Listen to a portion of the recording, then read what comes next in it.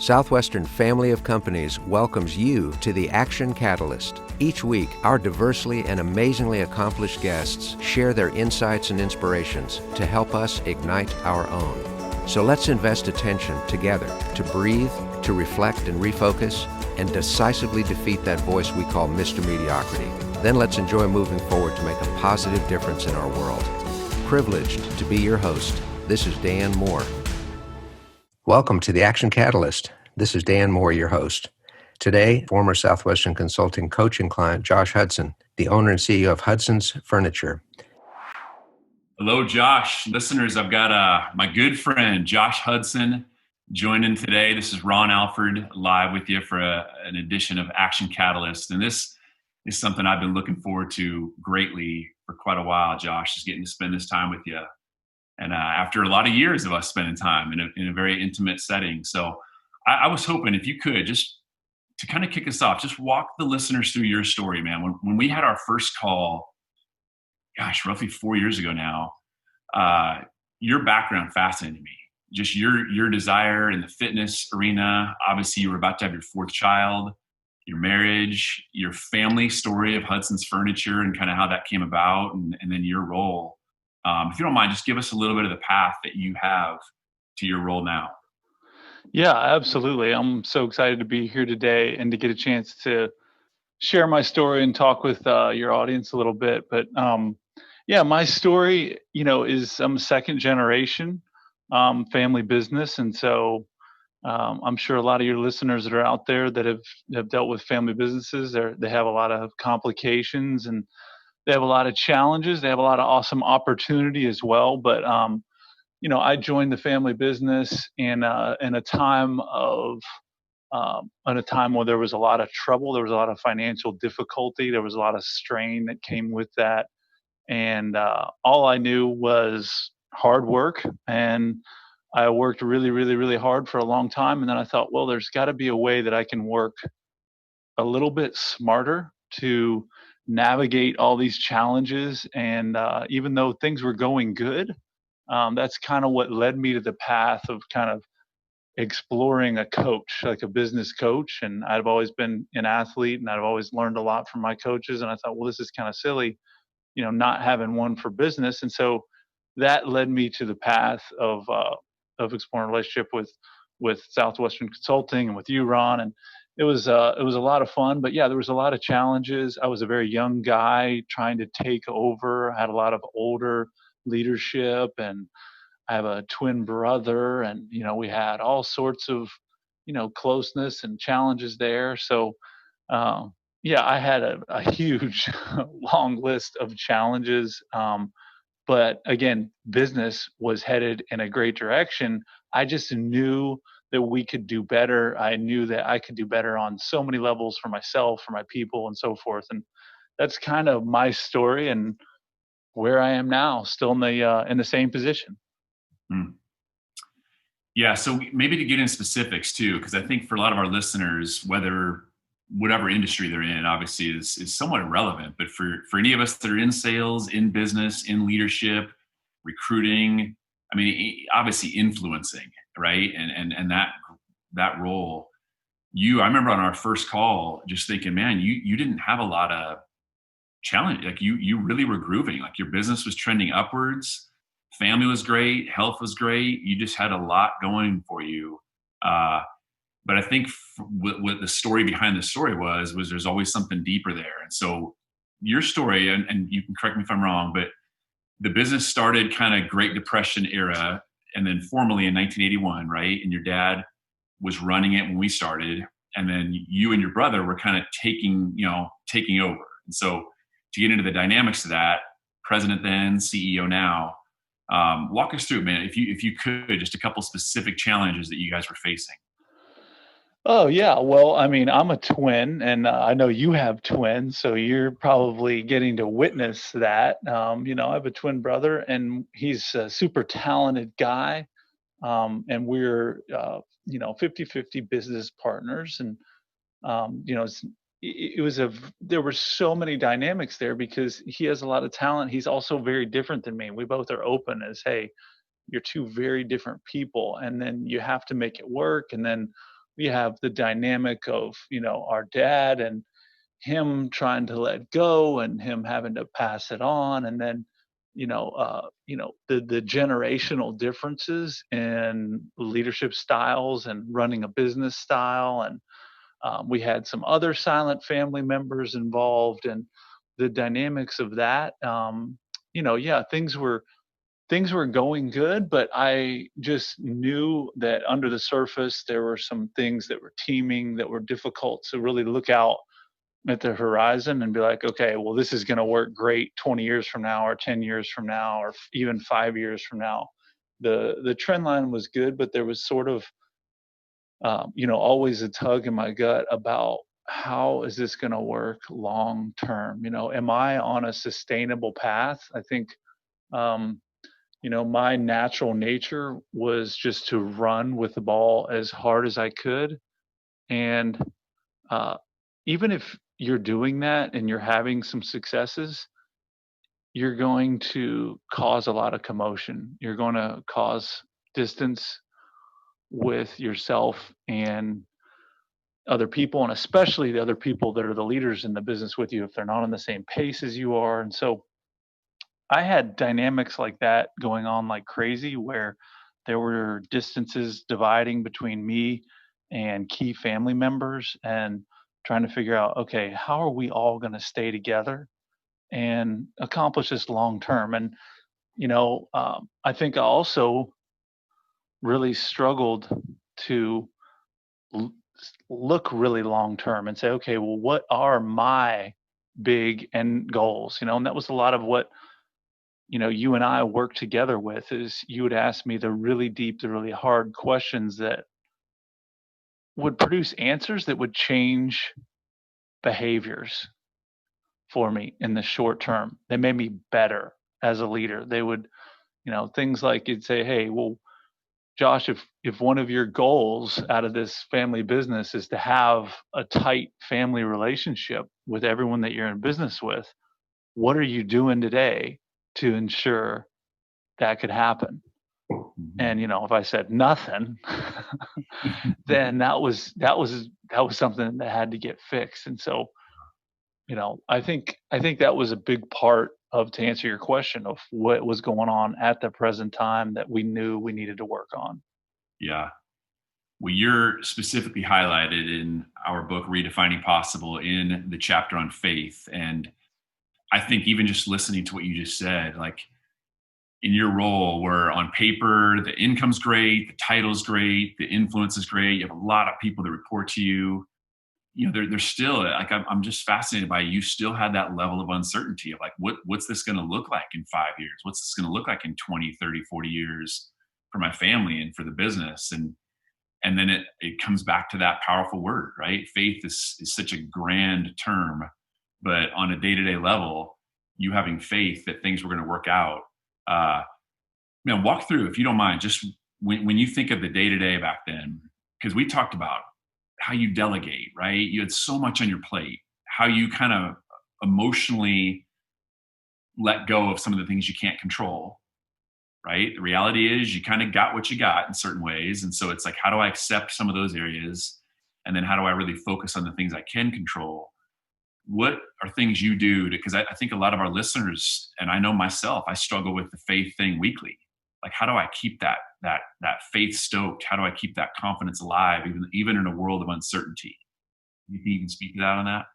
Yeah, absolutely. So, when I think about where I was back then, it's really interesting, right? Because I'm, my oldest is just turned 12 now. And so I was just into the kid world. And, as you transition from a single guy to having a family, I mean, I could go a million miles an hour. I could work a lot. I knew I was kind of on an unsustainable path, though. And that's where me and you were kind of talking. I said, I can't do this forever. I can't have a family and operate like this. I can't. And this isn't even what I want. Regardless of that, I don't want to do this forever. And I knew I was unable to sustain it long term. I mean, I'm thinking too, when we started working together, I didn't have an assistant, and you were the one that started opening the doors for me to explore using an assistant. And all these things, they came with incredible challenges. I mean, even using an assistant, learning how to delegate, um, learning how to spend times on the things that matter long term but not short term. Uh, those were the things that that was the hard work, if I'm remembering right, because it wasn't, the immediate payoff of getting a job done type of work that I was used to. But when I made the connection, with you, and we were talking about it, I had faith that something was wrong. I had faith that I needed to explore new ways of doing things. I had faith that I needed to think about sustainable, long-term systems and growth, and I needed to work on, relationship building. I needed to work on my communication skills, my delegation skills, and so, there was a lot of places in there where there's a lot of fear, right? Because I was scared about having kids. I was scared about, sustaining the path I was on.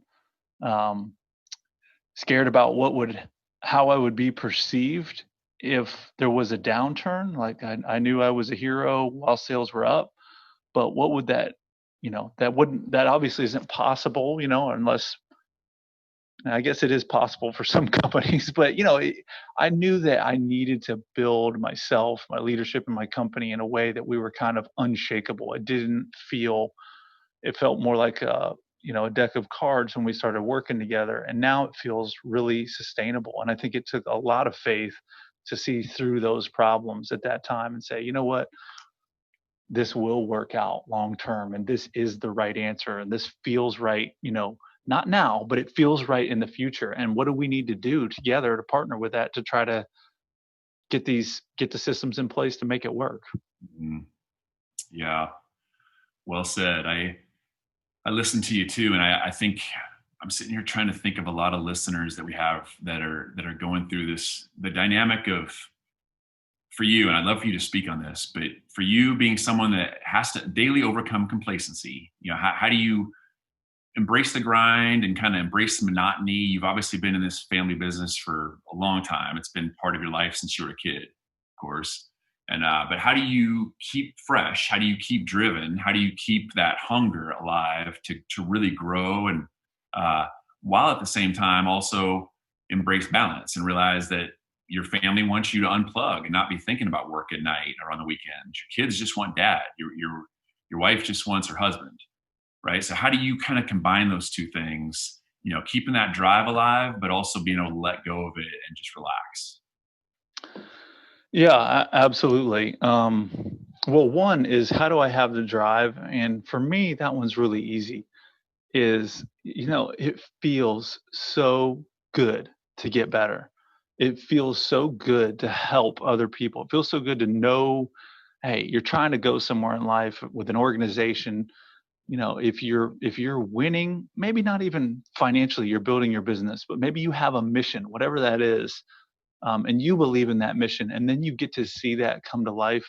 Nothing feels better, in my opinion. That it feels great to have any kind of win. It's motivating and it pushes you on. So for me, I'm always wanting to figure out a way to win, and I think God put us on earth here to live his word. And I think when we do that, we get better all the time, and we realize we don't have all the answers, and we realize we need to reach out and interact with other people that might have those answers that could help us. Like, you know, I mean, whatever challenges you're facing right now, right? If you're leading a business, you're leading a company, you all have them. You have the challenges, and you know, you're not going to get out of those challenges with the same mind you got into them with, right? You've got to do something different. You got to change your mentality a little bit. You've got to expand. You got to get better. You got to work with someone. You got to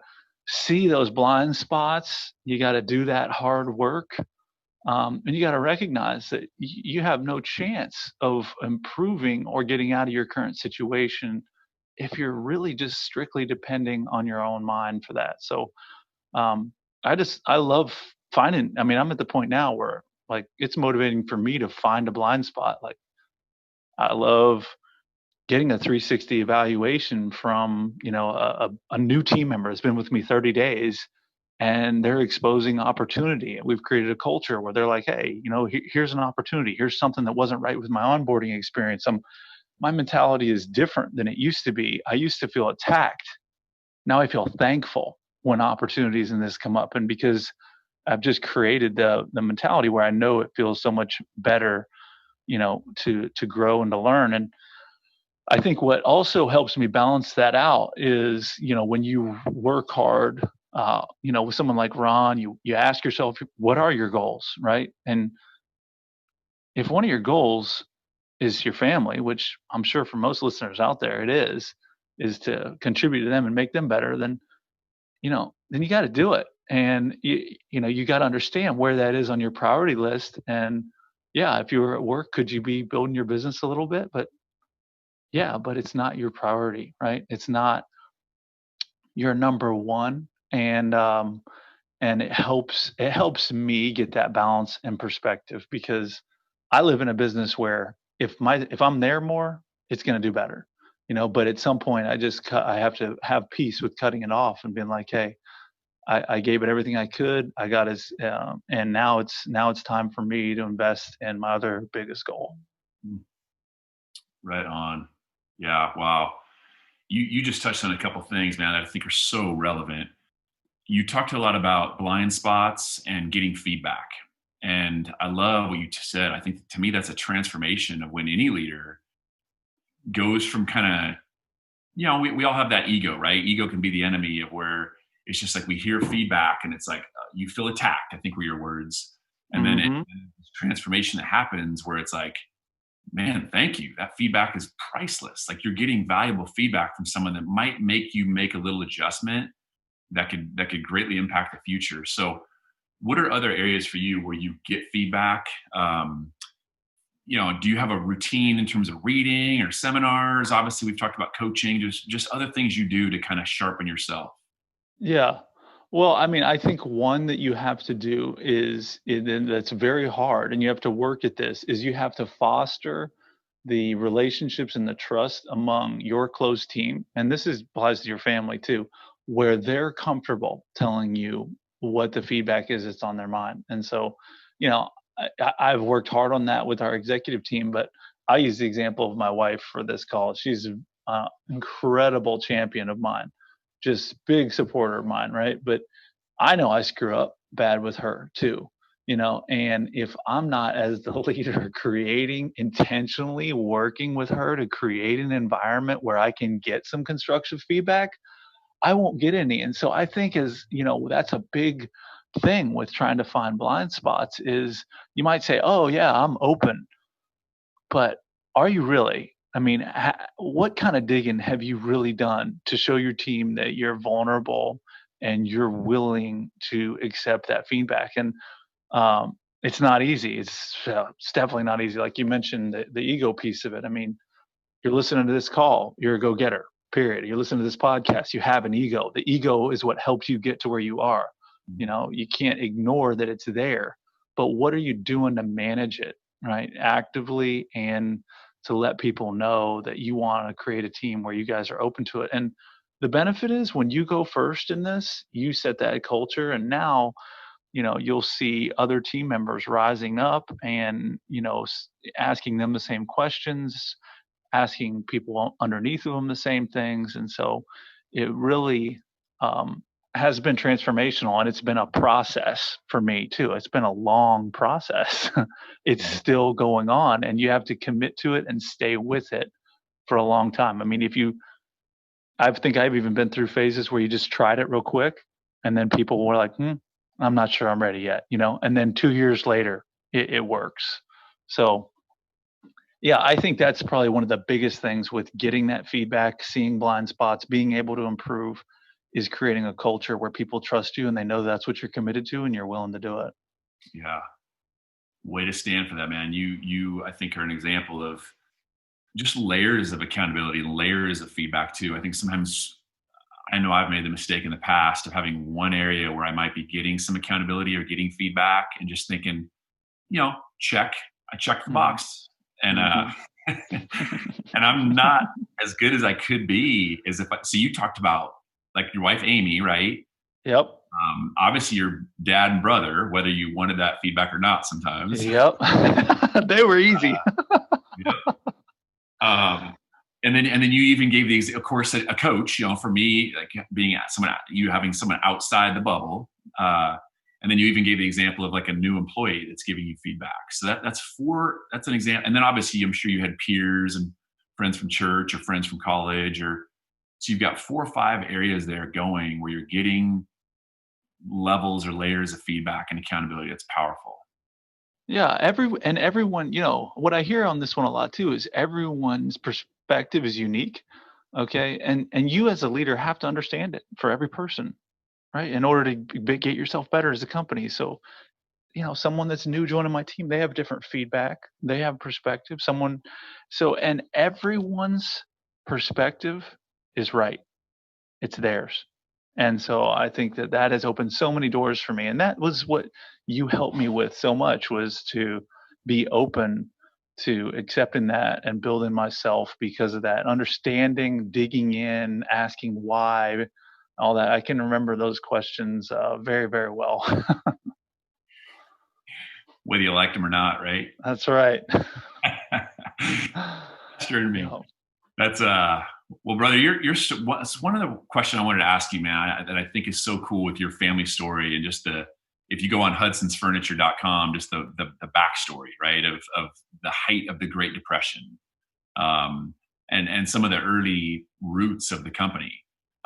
For you guys, having gone through the Great Recession, the 2008 setbacks, obviously right now we're currently in a global pandemic, right? It just feels like there's all these seasons in our life, and sometimes they're global or national. Sometimes they're more of a personal thing where it's just a situation you might be going through with your daughter or your own health, but for all of our listeners that are in a place, there's a lot of people right now that are just in a really emotional state, and maybe they're doing okay, but they have a loved one that's struggling. Or maybe their business is on the rocks. Maybe they've really, for the first time in years, had some uncertainty about what's next. Am I, their finances are hurting or whatever it is. What are some things you'd say, man? Just if you could just speak to some of those valleys and wisdom you have in trying to get through some of that stuff.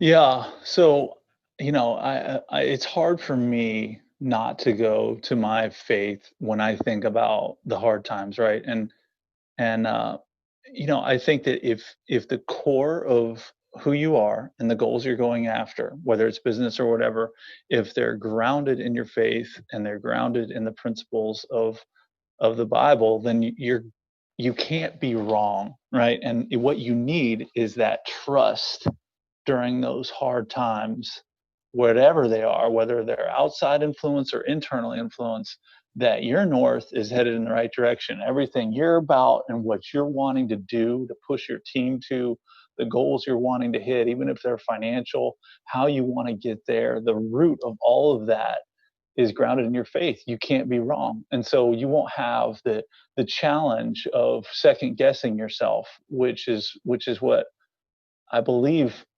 attacks a lot of people, is they get in really tough times. And I've been there so many times myself. And that's when you're going to see how solid everything you've built, your brand, your company, what kind of rock it's built on. And if it's built on the right rock, it's going to be rock solid, and you're going to have the faith and the courage that you need to push through those goals. And I know for me, that's what's happened many times, and I've had the internal ones which were worse many times than the external recessions that we have been through.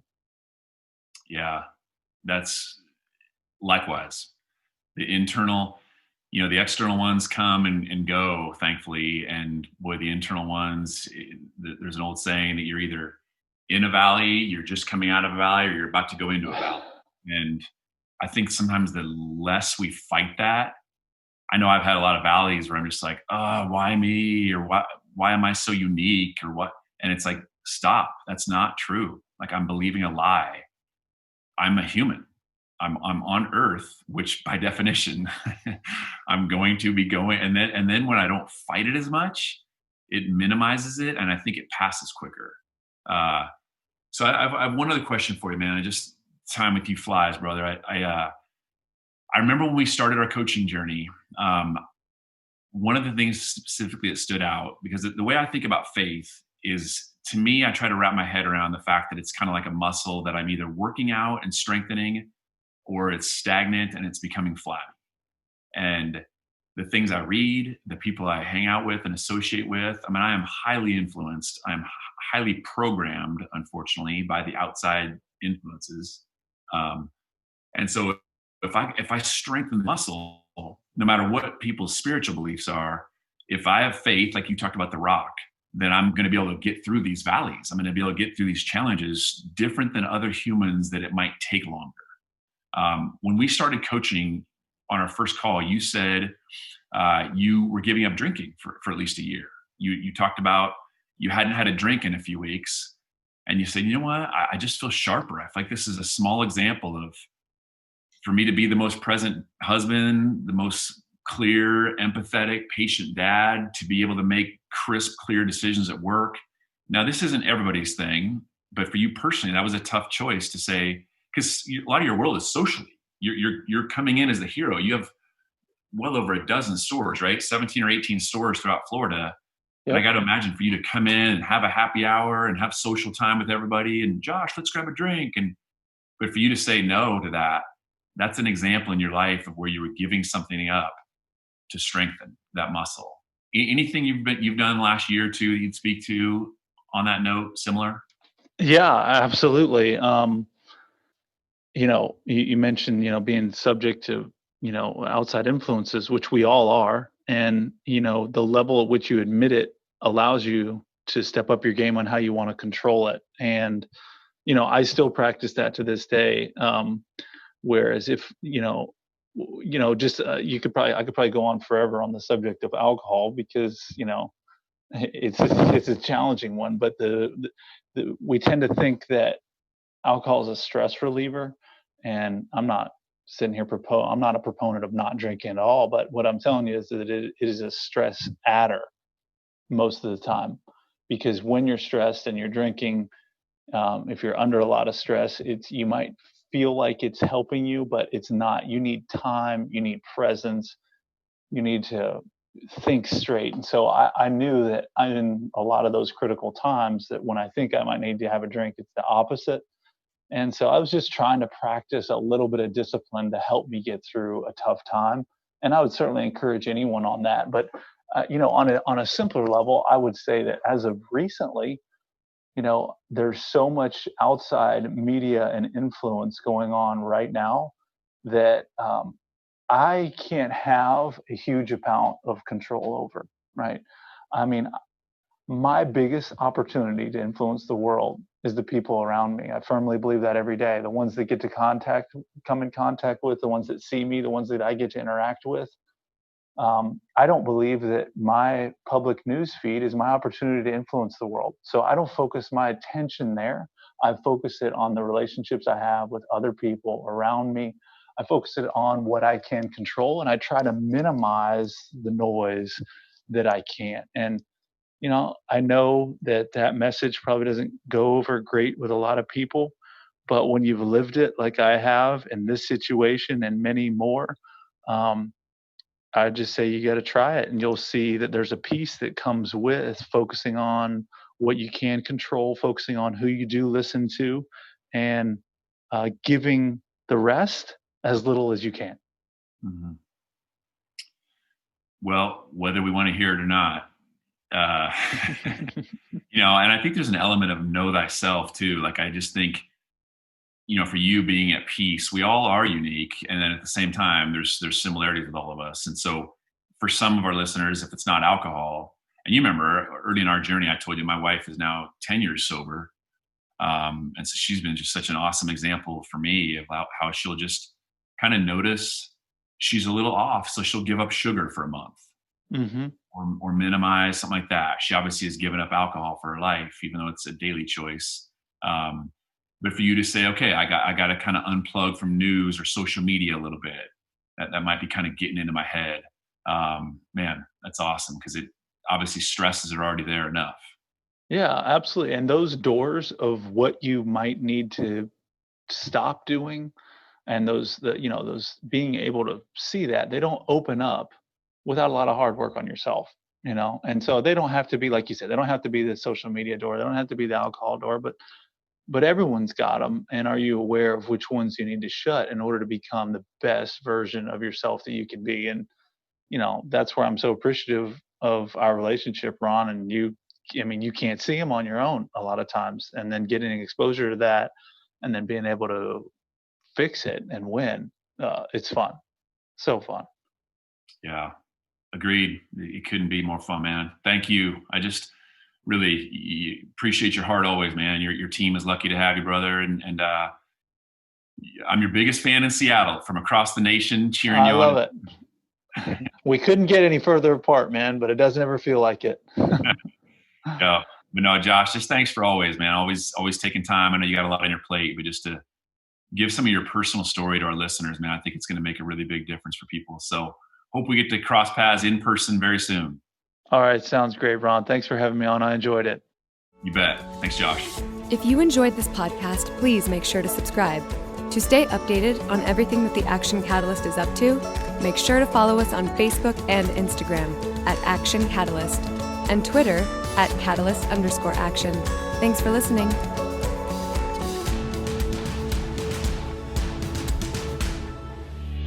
This episode is sponsored by Southwestern Coaching. Southwestern Coaching has helped over 12,000 people increase their incomes by over 25% on average. As a successful salesperson, you know the importance of increasing your sales, but sometimes you might just need a little extra push and accountability to meet your goals and grow your business. Southwestern Coaching will help you increase your income through one-on-one sales and leadership coaching tailored specifically to your needs. Together, we will elevate sales. To schedule your free one-on-one business action planning session with a Southwestern coach, go to www.southwesternconsulting.com/action catalyst.